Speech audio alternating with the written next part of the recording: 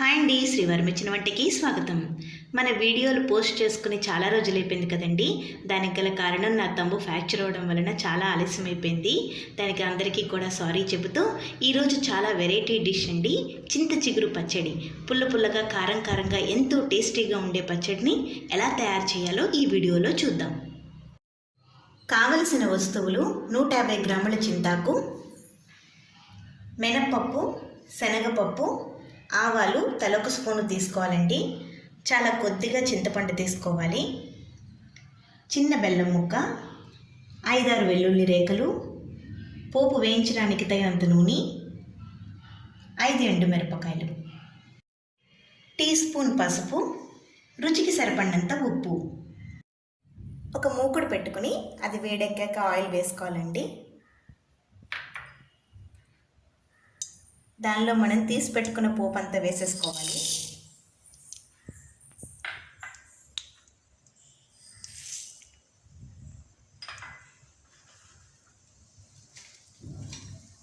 కొద్దిగా పోపు వేగాక అప్పుడు మిరపకాయలు వేసుకోవాలి. కొద్దిగా పోపు వేగింది కదండి, ఇప్పుడు ఎండుమిరపకాయలు, వెల్లుల్లి రేఖలు కూడా వేసేసుకోవాలి.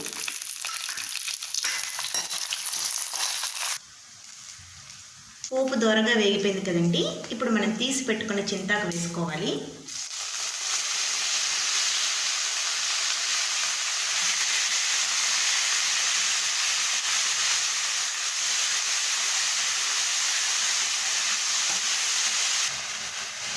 ఆకంతా వేసేసుకుని ఒకసారి కలుపుకోవాలండి.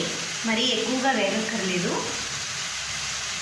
చింతపండు కూడా వేసేసి ఒక 2 నిమిషాలు వేయిస్తే సరిపోతుంది. కాడలు లాంటివి ఏమైనా ఉంటే తీసేసుకోవాలండి. ఒక 2 నిమిషాలు అయిపోయిన వెంటనే స్టవ్ ఆఫ్ చేసుకోవాలండి. చల్లారాక ఒక మిక్సీ జార్లోకి తీసుకోవాలండి. దానిలో పసుపు, రుచికి సరిపడినంత ఉప్పు, కొద్దిగా బెల్లం అన్నీ వేసేసుకొని కొద్దిగా నీళ్లు పోస్తూ మిక్సీ పట్టుకోవాలి. ఎంతో టేస్టీగా ఉండే చింత చిగురు పచ్చడి రెడీ అయిపోయింది కదండి. ఇక్కడ మీరు మిక్సీ పట్టుకునేటప్పుడు మరీ మెత్తగా మిక్సీ పట్టకుండా ఉంటే బాగుంటుందండి. అప్పుడు పోపు అంతా కూడా క్రిస్పీగా మనకి తింటున్నప్పుడు తగులుతూ ఉంటుంది. పైన పోపు కూడా పెట్టిన అవసరం లేదు. చింత చిగురు మరీ వేయించిన అవసరం లేదండి, ఒక 2 నిమిషాలు వేయిస్తే సరిపోతుంది. మీకు కనుక నచ్చినట్లయితే మీరు కూడా ట్రై చేసి ఎలా వచ్చిందో నాకు కామెంట్ చేయండి. లైక్ చేయండి, షేర్ చేయండి, సబ్స్క్రైబ్ చేయడం మర్చిపోకండి. శ్రీవారి మెచ్చిన వంట. Thank you for watching.